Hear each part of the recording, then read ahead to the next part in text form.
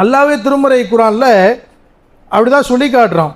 2வது அத்தியாயம் 26வது வசனம் அல்லாஹ் ரப்புல் ஆலமீன் சொல்லும் பொழுது, இன்னல்லாஹ லா யஸ்தகி ஐ யத்ரிப மஸலம் மா பௌதத ஃபமா ஃபௌகஹா, கொசுவையோ அல்லது அதைவிட அற்பமானதையோ உதாரணம் சொல்வதில் இறைவன் வெட்கப்பட மாட்டான்னு சொல்கிறான். கொசுவையும் சரி, அதை விட சின்னதாக இருந்தாலும் சரி.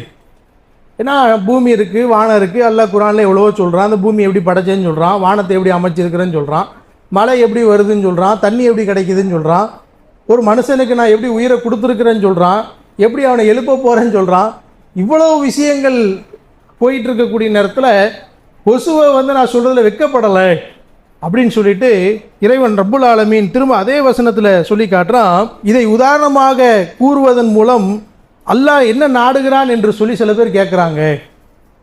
நம்பிக்கை கொண்ட மக்கள் அதை ஏற்றுக்கிறாங்க.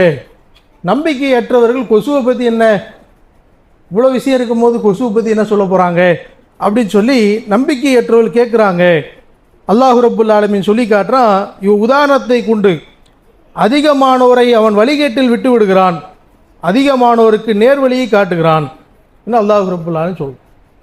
இந்த ஒரு உதாரணத்தை வச்சு என்ன செய்கிறான்னா, பல பேர் என்ன செய்கிறேன்னா நேர்வழி கொண்டு வரேன், பல பேர் நான் என்ன செஞ்சிடறேன் வழிகேட்டில் விட்டுறேன்.